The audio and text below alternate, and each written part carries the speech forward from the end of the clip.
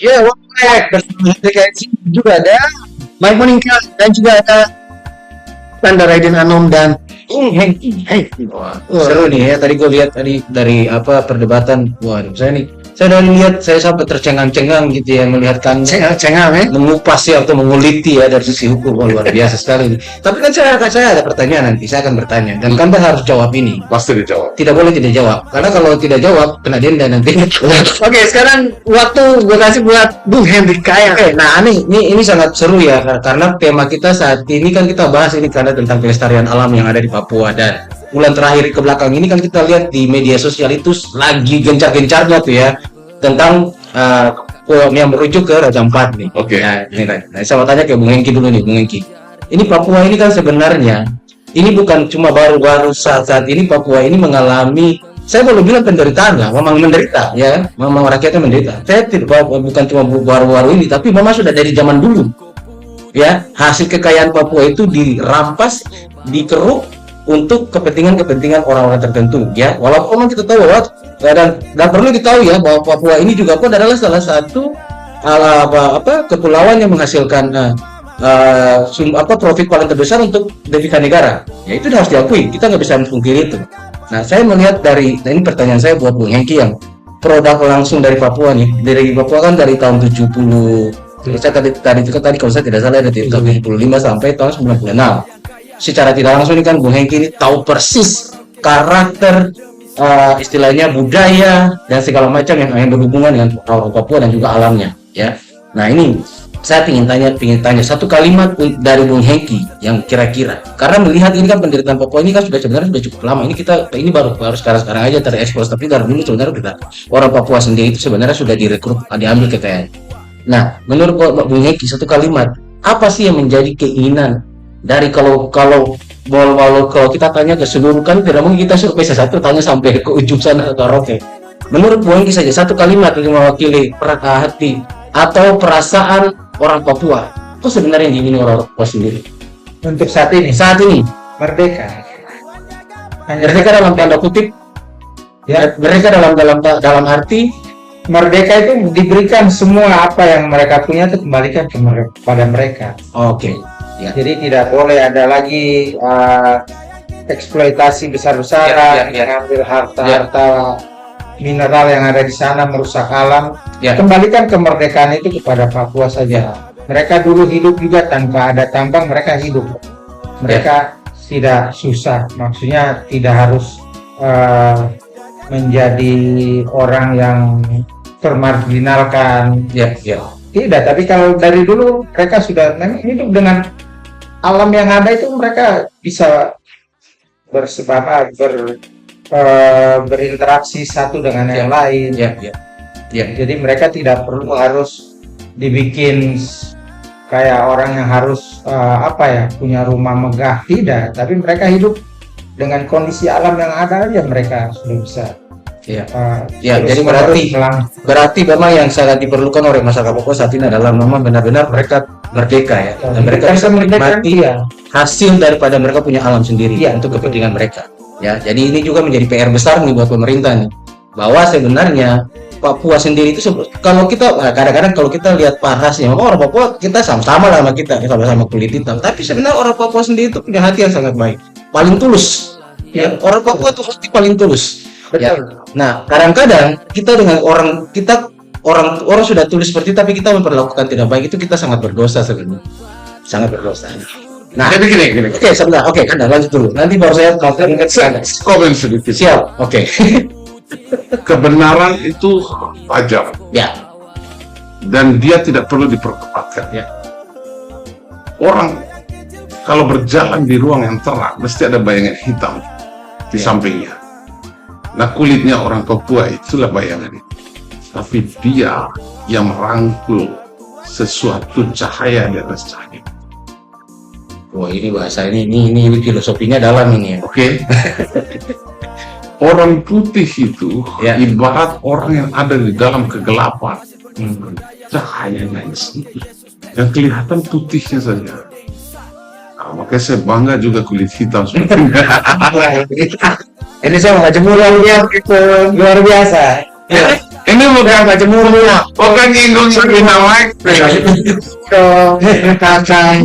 Sering-sering ganti di Anda. Ini saya mau tanyakan ke Anda nih, sebagai masyarakat awam yang saya kan tidak terlalu paham juga dari segi hukumnya. Yes. Tapi melihat daripada yang viral di media sosial ini kan, salah menteri kita saat ini kan Menteri SDM sendiri kan adalah Menteri Pak Bahlil, ya. yang dimana dia yang ngurusi ini semua gitu lah, paling tidak dia yang ngurusi semua ini. Nah, kalau saya tidak salah itu saya pernah baca di salah satu media sosial, beliau mengatakan bahwa tambang yang ada yang sedang berjalan di Raja Ampat ini itu tidak akan merusak yang lain. Nah, pertanyaan saya ke Anda sekarang seperti ini aja, paling simpel. Ada nggak tambang yang tidak merusak? Jadi rusak itu bukan hanya di zaman.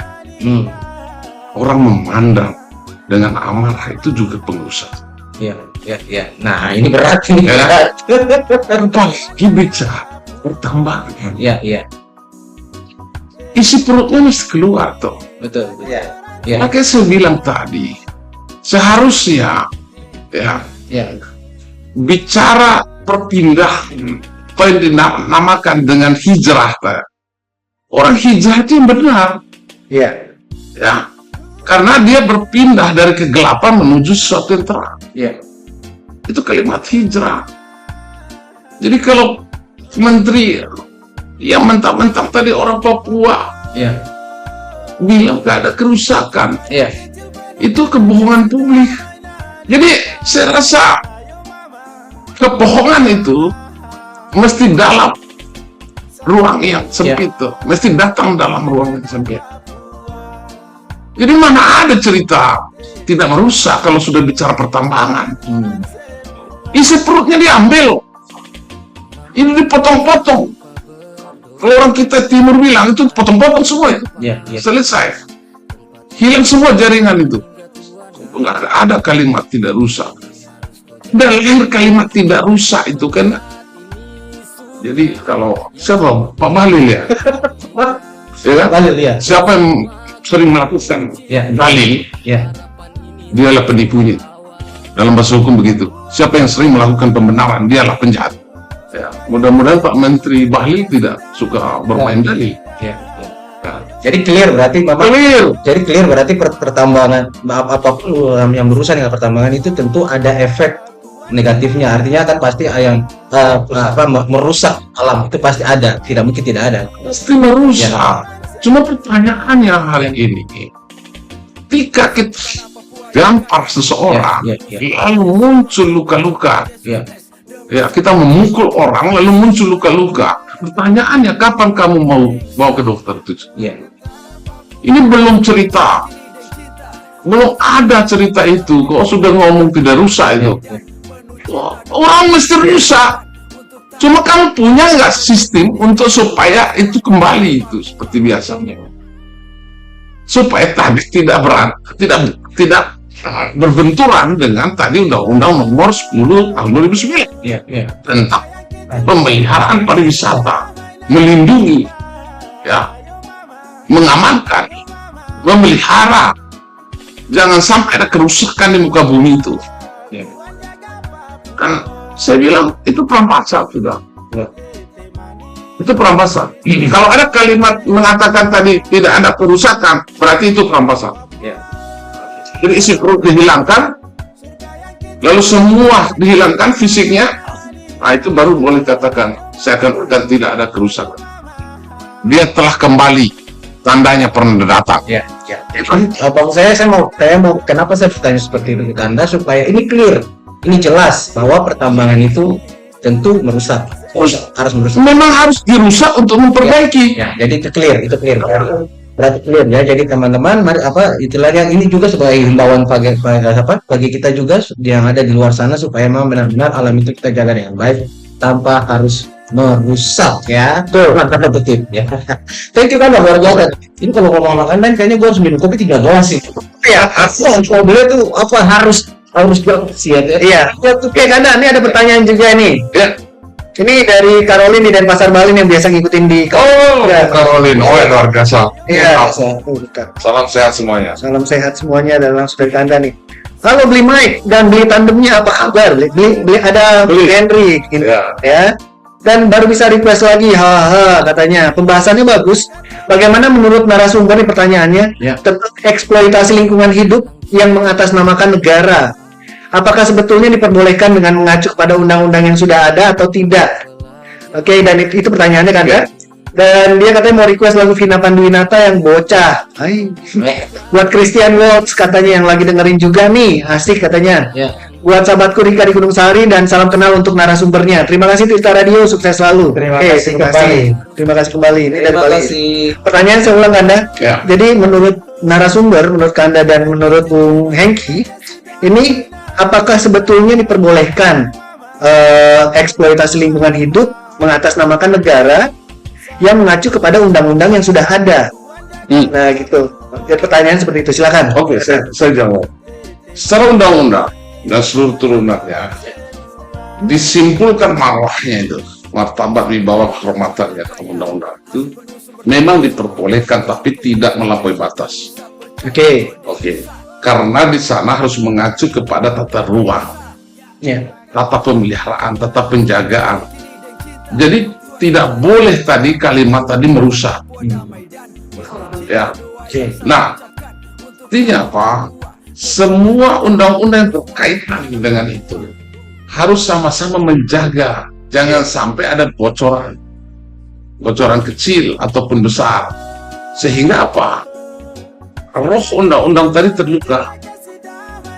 Di mana sekaitannya? Nanti justru kemerdekaan orang-orang di sekitar itu, termasuk tadi orang Bali, orang Papua, jangan sampai roh yang diberikan oleh Tuhan dengan baju kemerdekaan yang diturunkan dari langit sana dilukai oleh penguasa.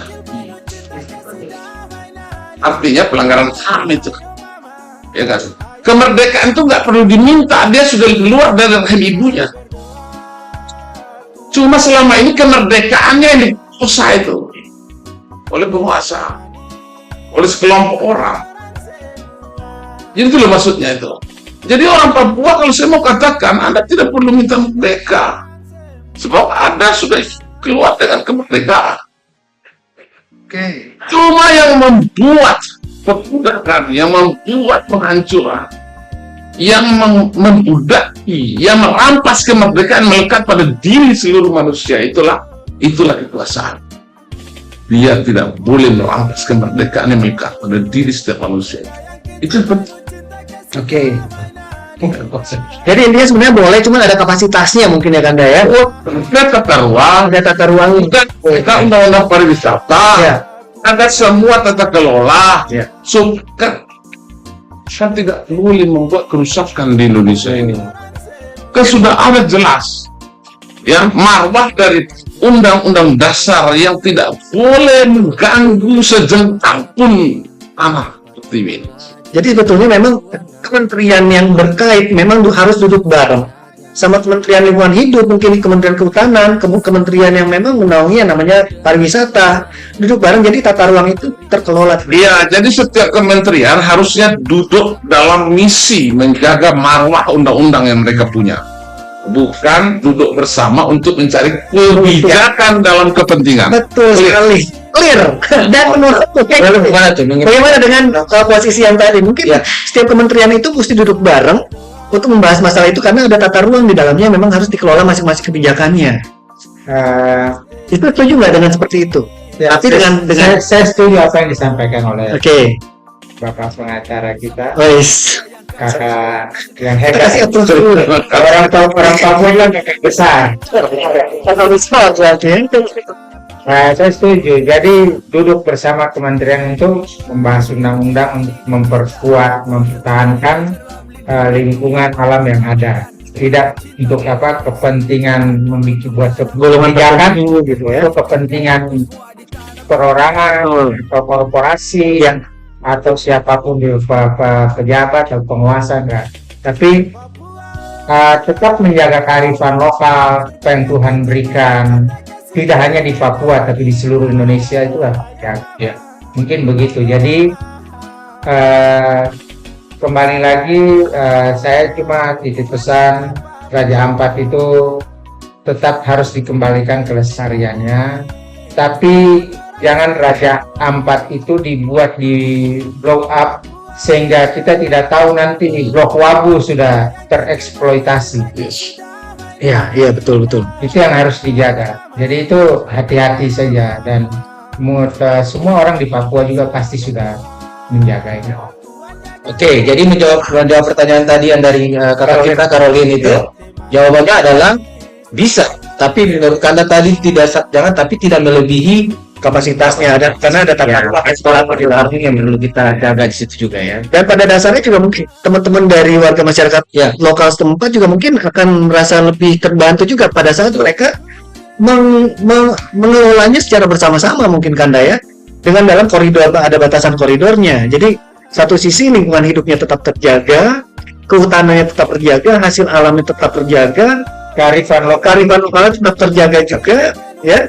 Dan itu juga tidak merugikan masyarakat setempat. Jadi semuanya juga bisa dimakmurkan. Jangan blok-blok satu pulau itu dihabiskan hanya untuk hidup. Dan masyarakat tidak terpenuhi secara finansial. Itu dia sih ya. Oke, so ini keren banget sih pembahasan nih ya. Seru. Jadi terima kasih banyak untuk Caroline yang sudah bergabung juga bersama kita dalam program Nostalgia kita edisi hari ini. Dan sekarang kita bakal membahas masalah lingkungan hidup kepada sobat pendengar semua. Kita masih mengundang apa yang mau dipertanyakan kepada kita, silakan langsung aja di line WhatsApp-nya Tirta Radio di 0895 2373 2483 dan di line grup Sobat Tirta TV and Radio. Oke. Dan sekarang saya balik ke Kanda. Sedikit aja Kanda.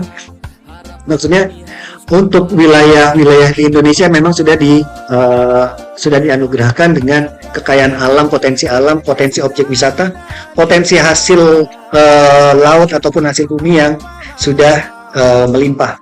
Ya. Dan selaku praktisi hukum, Kanda, kebijakan-kebijakan seperti apa yang memang harusnya dikeluarkan pemerintah untuk mengelola kekayaan atau sumber daya alam yang ada di Indonesia ini? Yes. Pertama, negara harus membentuk yang namanya penegak keadilan. Jadi selama ini kita tahu hanya penegak hukum. Ya, hukum itu adalah tangga untuk menuju ruang keadilan.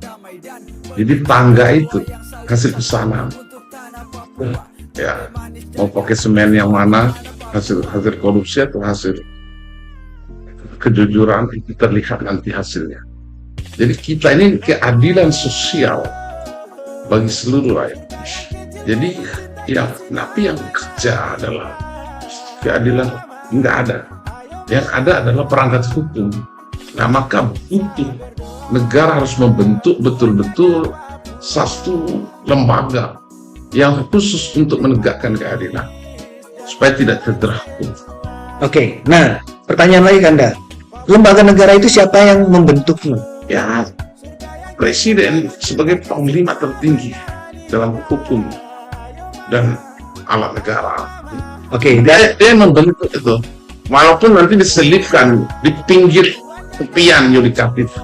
Jadi mana ada sekarang itu penegak keadilan? Yang ada hanya penegak hukum. Makanya saya seringkali menulis tuh. Bahkan saya kalau diwawancara dimanapun saya bilang saya bukan penegak hukum. Lawyer ini, saya penegak keadilan. Tidak boleh diintervensi oleh siapapun. Tidak bisa diatur oleh siapapun. Hanya diatur oleh undang-undang nomor 18 tahun. Iya. Undang-undang advokat. Berarti itu. Oke, itu menurut Anda berarti memang pemerintah harus membentuk satu yang namanya lembaga keadilan. Lembaga keadilan untuk seluruh rakyat Indonesia kalau disesuaikan di sila ini. Iya, untuk penerapannya ya, pelaksanaannya juga. Iya, kan maka saya bilang tadi dongeng-dongeng di Pancasila di sila kelima itu kan keadilan sosial bagi seluruh rakyat Indonesia. Tapi kenyataannya penegak hukum tuh. Itu dari menurut Anda. Jadi menurut Anda memang negara harus membentuk satu namanya lembaga keadilan, di mana itu untuk mengawasi apakah negara ini sudah berjalan adil sesuai dengan sila kelima dari Pancasila, di mana negara menjamin keadilan sosial bagi seluruh rakyat Indonesia. Ya. Karena dengan keadilan berarti semuanya makmur kan ya? Oh pasti. Iya kan? Ya, karena kita punya negara yang diwariskan kekayaan alam, sumber daya yang melimpah, ya toh? Jadi keadilan itu adalah final. Hukum masih dipertentangkan. Makanya putusan pengadilan itu tidak berhenti. udah banding, saksi, Ya. PK. Kenapa? Karena belum memenuhi rasa keadilan. Yang ada masih di ruang pertengkaran hukum tuh. Makanya kebenaran tidak bisa dikalahkan, tapi seringkali disalahkan. Tapi kalau nanti yang keberatan, bandinglah, cari kebenaran selanjutnya. Itu, ya kan? Oke, that's good. Ya. Oke, Seru. Gas, bagaimana menurut Bung Hengki selaku mungkin warga masyarakat yang pernah mendiami tanah Papua juga, dengan harapan dari Bung Hengki kepada pemerintah, seharusnya pemerintah bertindak seperti apa sih untuk menjaga kelestarian tanpa harus merugikan masyarakat lokal dan bisa mensejahterakan masyarakat lokal setempat, tanpa merugikan dan mensejahterakan. Seperti tadi kakak besar ini sudah ngomong dari sisi hukum, ruang keadilan itu harus diciptakan. Ya, orang Papua itu hanya minta adil saja, tidak minta kaya, tidak. Dia hanya minta adil saja. Apa yang kamu ambil dari wilayah saya, kasih yang seadil-adilnya buat kamu. Walaupun sudah dieksploitasi, ya mungkin dihentikan. Karena yang tadi saya bilang dari awal, Papua itu dari laut sampai ke gunung, itu semua potensi pariwisata yang sangat tinggi. Itu semua bisa dijual. Di Wamena kita bisa lihat Edelweiss itu di mana-mana di daerah pegunungan. Kopi terharum di Indonesia itu ada di Papua pegunungan. Karena yang saya pelajari, semakin tinggi dataran itu tinggi, dia semakin jauh dari penguapan air laut, kopi itu akan semakin harum. Kopi enak mungkin di Sumatera Utara, tapi wanginya itu yang dari Papua pegunungan. Makanya harganya sangat mahal. Itu saja sudah bisa menghidupkan orang Papua. Tidak perlu ada lagi yang perlu dikeruk dari isi perutnya, yang tadi seperti bilang isi perut dikoyak-koyak. Tidak perlu. Dari segi pariwisata saja, hasil buminya sudah memberikan manfaat yang sangat besar bagi orang Papua. Yang tadi saya ulangi kembali, orang Papua itu tidak perlu harus yang tadi punya rumah mewah, tidak. Mereka sudah hidup di alam yang menyediakan semuanya. Jadi kebijakan pemerintah pusat jangan terlalu mengeksploitasi Papua, karena Papua juga sumber untuk menjadi sumber oksigen. Dia bisa mengeluarkan menjaga lapisan ozon dari tanah Papua seperti Amazon. Jadi jangan sampai dieksploitasi. Zaman dulu sudah di hutan-hutan banyak yang sudah ditebang untuk plywood, sekarang sudah tidak ada. Itu kebijakan yang bagus. Kita sudah mulai senang, tapi jangan atasnya tanah sudah tidak ditebang, jangan bawahnya yang dieksploitasi, sama saja itu tadi dibilang rusak. Jadi kearifan lokal, ada sekitar 260 suku dan bahasa yang ada di Papua itu dijaga, dirawat, karena itu juga menjadi warisan dunia. Satu provinsi dengan dulu satu provinsi itu 260 bahasa. Terkadang kita kampung sini sebelah jalan saya bahasanya sudah beda. Itu yang perlu dilestarikan, budaya-budaya itu. Dari itulah kita bisa menjual dari sisi kebudayaan yang ada itu menjadi pariwisata. Oke ya, kalau untuk infrastruktur diperbaiki jalan itu tidak masalah ya. Itu memang harus dibikin supaya ada akses yang mudah berkomunikasi dengan yang lain. Jadi menurut saya pemerintah pusat lebih banyak mendengarkan kepada tokoh masyarakat, terutama para rohaniawan, kepala suku, dan yang paling utama anak-anak muda Papua itu harus banyak diajak berdialog, berdiskusi untuk membangun visi dan misi Papua ke depan yang lebih cerdas, lebih indah, sehingga mungkin selama ini persepsi anak mudanya yang kalau di bahasa sana bilang M itu mungkin terhilang. M mungkin mereka tidak ingin lagi gitu. Ya itu karena ada kesenjangan saja, sehingga mereka kan maunya yang tadi saya bilang 50% merah putih, 50% merdeka. Intinya itu tugas pemerintah untuk bagaimana menjaga itu.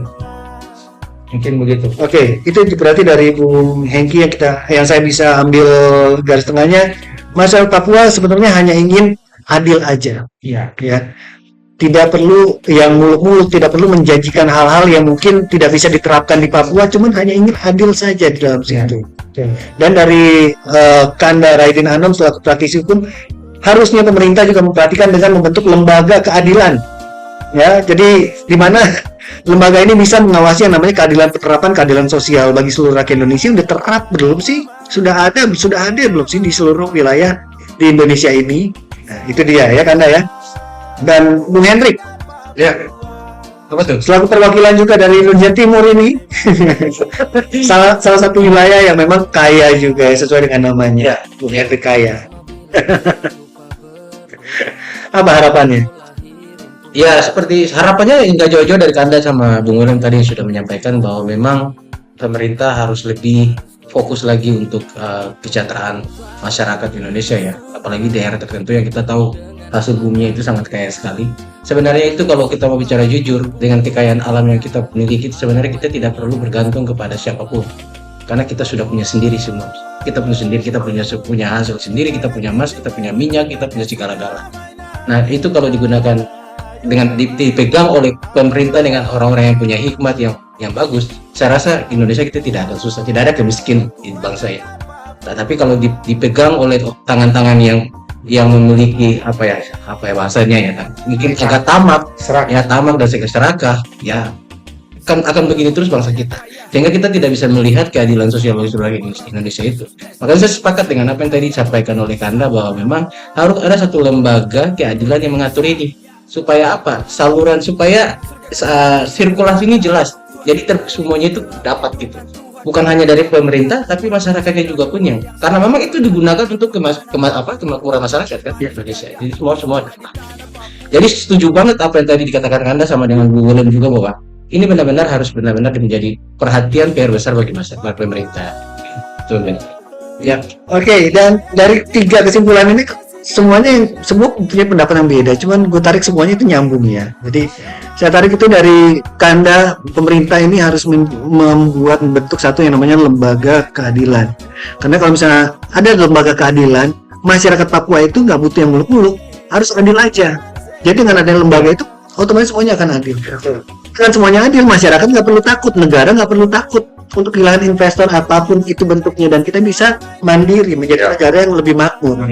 Dan bisa memakmurkan segenap warga negaranya, kejahatan nggak ada, ya kan? Semuanya bisa hidup sejahtera, dan ya, negara juga bisa maju, makin berkembang lagi ke depannya. Itu dia pembahasan kita di hari ini, dan semoga seru banget ya. Dan semoga keadilan ini bisa menjadi terrealisasi dan bukan hanya menjadi wacana kita di pembahasan di kesempatan kali ini, Kanda. Karena semua masyarakat, semua orang itu ingin negaranya, ingin hidupnya menjadi sejahtera, dan kita hidup di negara yang mempunyai undang-undang, mempunyai hukum yang berlaku, dan hukum itu juga bertujuan untuk memakmurkan segenap warga negaranya. Ya, saya kan? kasih satu kalimat sedikit. Siap, Kanda. Hukum itu bukan alat untuk menghancurkan manusia, tapi alat untuk penyelamatan bagi umat manusia. Yes. Jadi hukum itu bukan untuk menghancurkan, tapi hukum itu untuk menyelamatkan.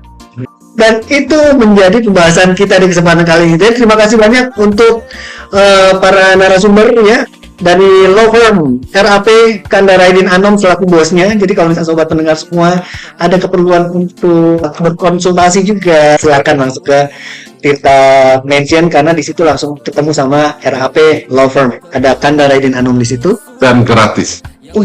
Wah, luar biasa. Gratis ya? Keren. Oke, jadi terima kasih banyak untuk Kanda Raidin Anom, terima kasih banyak untuk waktunya. Bung Hengki juga terima kasih banyak waktunya ya. Sama-sama. Dan Bung Hendrik juga terima kasih banyak. Yes, terima kasih. Jadi terima kasih banyak sobat pendengar semua. Sekarang kita langsung lanjut ke lagu berikutnya yang sudah kita siapkan. Tetap stay tune terus, masih bersama.